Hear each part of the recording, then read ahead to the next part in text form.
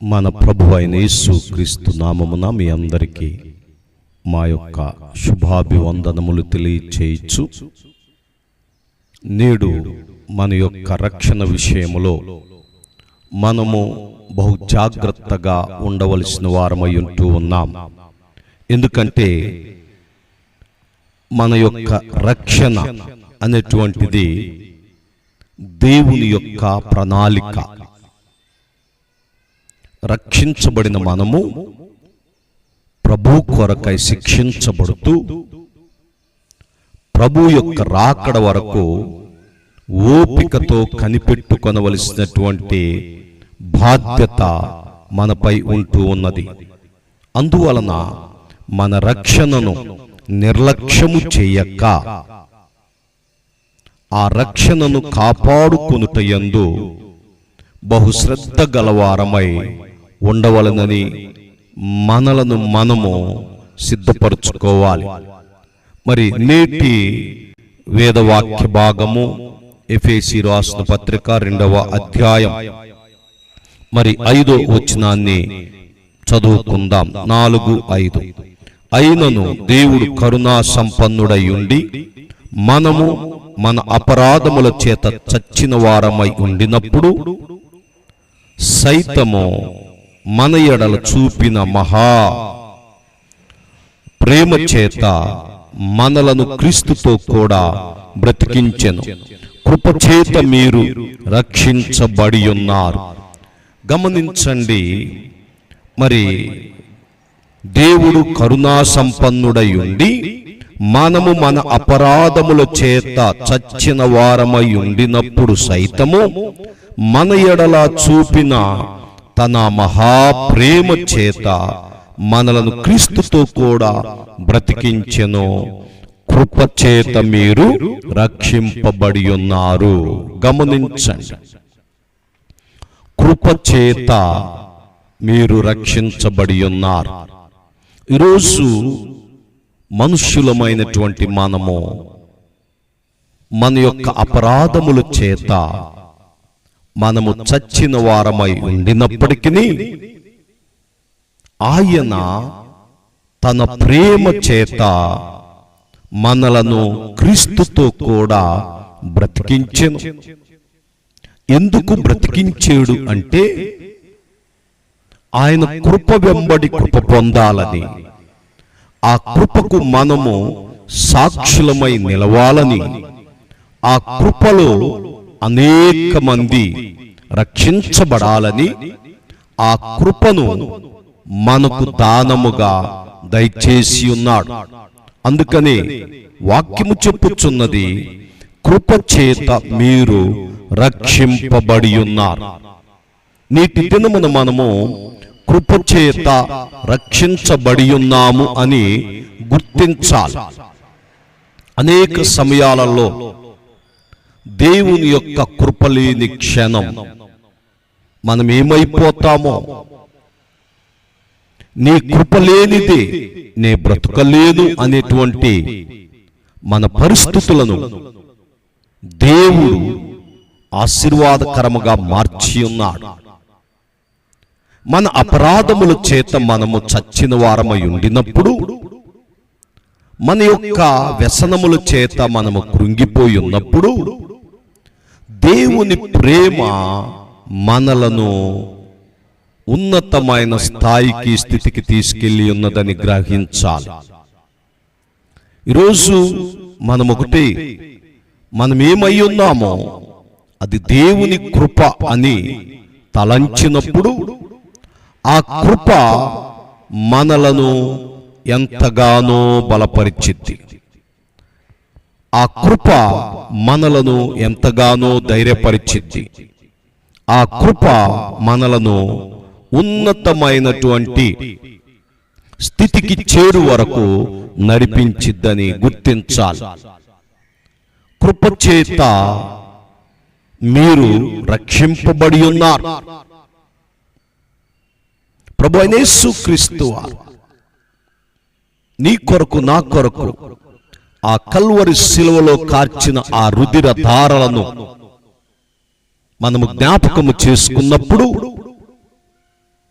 ఆయన కార్చిన ఆ రక్తము మన యొక్క పాపములను కడిగి పవిత్రపరిచి పరిశుద్ధపరిచి మనలను ఆయనతో కూడా ఉండుటకు, ఆయన రాకడలో ఎత్తబడుటకు, ఆయనతో కూడా కూర్చుండబెట్టుటకై మనలను ఆయన ప్రేమ చేత క్రీస్తుతో కూడా బ్రతికించెను.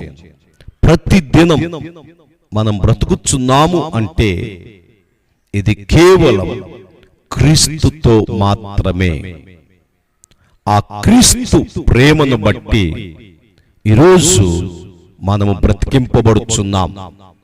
బ్రతికి ఉన్న మనందరము కూడా ఆ క్రీస్తు యేసు ప్రేమను అనేక మందికి తెలియపరచవలసిన వారమై ఉంటున్నాం.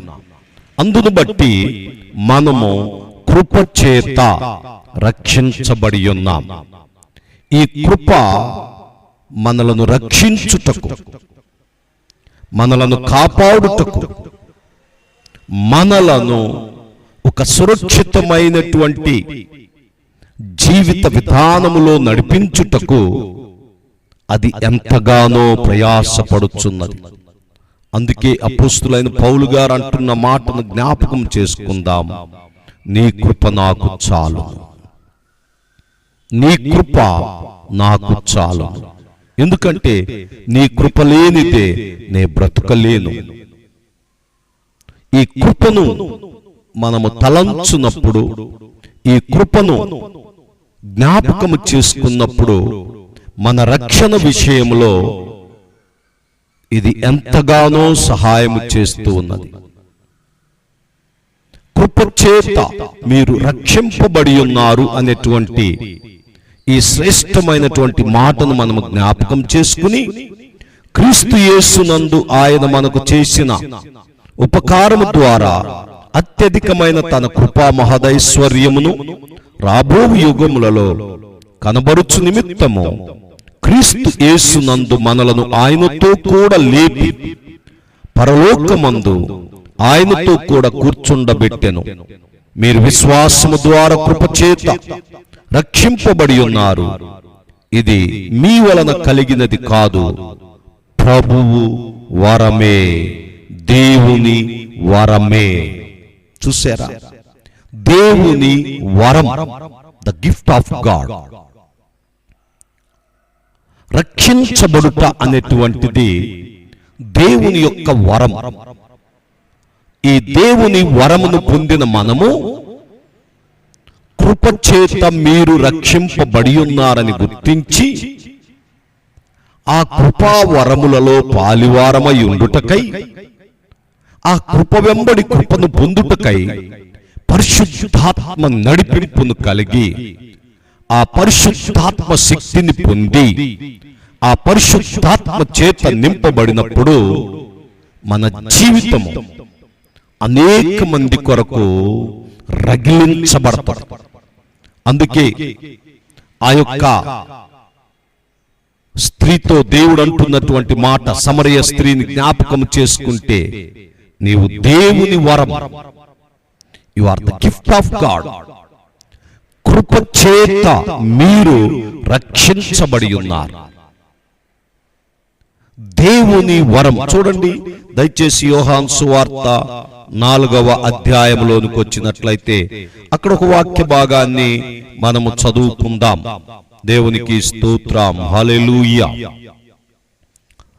చూడండి దయచేసి పరిశుద్ధ గ్రంథములో నుంచి యోహాను సువార్త 4వ అధ్యాయం. అప్పుడు ఆ స్త్రీ, అయ్యా, ఈ బావి లోతైనది, చేదుకున్నటకు నీకేమీ లేవే. ఆ జీవజలము ఎలాగు నీకు దొరుకును?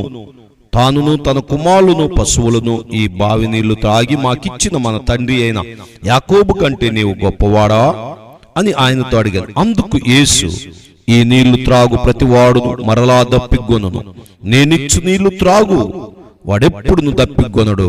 నేను వానికిచ్చు నీళ్లు నిత్య జీవమునకై వానిలో ఊరెడి ఊట బుగ్గగా ఉండుదని ఆమెతో చెప్పగా, స్త్రీ ఆయనను చూచి, అయ్యా, నేను దప్పిగొనకుండునట్లును నేను చేదుకొనుటకింత దూరము రాకుండునట్లును ఆ నీళ్లు నాకు దయచేయమని అడగగా, యేసు నీవు వెళ్ళి నీ పెనిమిటిని పిలుచుకుని ఇక్కడికి రమ్మని ఆమెతో చెప్పెను. ఆ స్త్రీ, చూడండి, గమనించండి, నీవు దానము యూదురాలమైనవి నన్ను కనుక ప్రభు అయిన యేసుక్రీస్తు నామమున మనము చూచినట్లయితే 10వ వచనం 4:10లో నీవు దేవుని వరమును, నీవు దేవుని వరం, నేనిచ్చు నీళ్లు త్రాగువాడు మరి అన్నిటికీ దప్పికొనడు.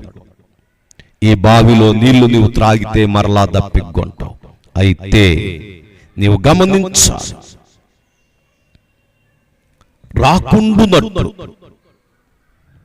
కృపచేత మనము రక్షించబడి ఉండాలి.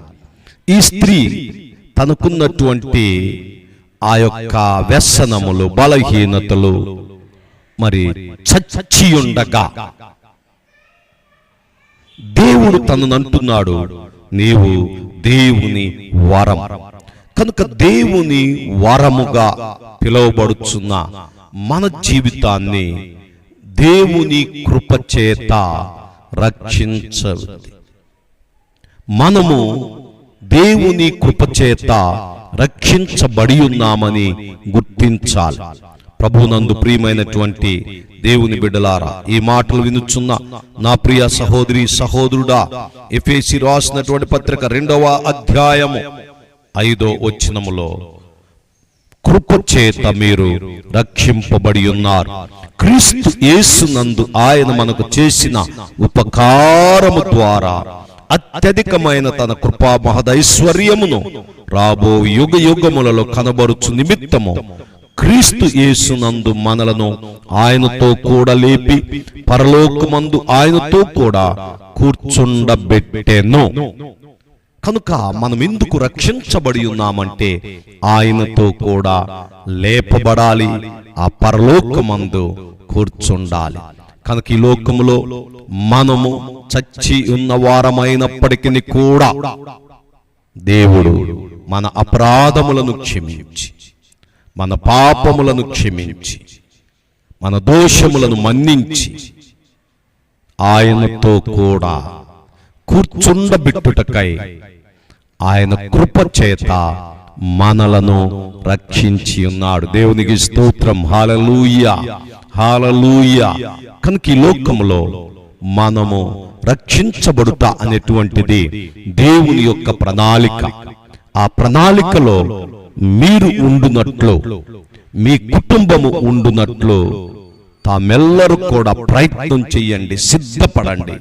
దేవా, రక్షించబడుటకు నీ కృపచేత మేము రక్షించబడుటకు అయ్యా నీ సహాయమును మాకు దయచేయమని దేవునితో మనం మాట్లాడినప్పుడు, ప్రార్థించినప్పుడు దేవుడు తప్పక ఆయన కృపచేత మనలను రక్షిస్తాడని దేవుని సేవకునిగా తెలియపరుస్తూ దేవుడు తన మాటలు మన వినికిలో దీవించి ఆశీర్వదించును గాక.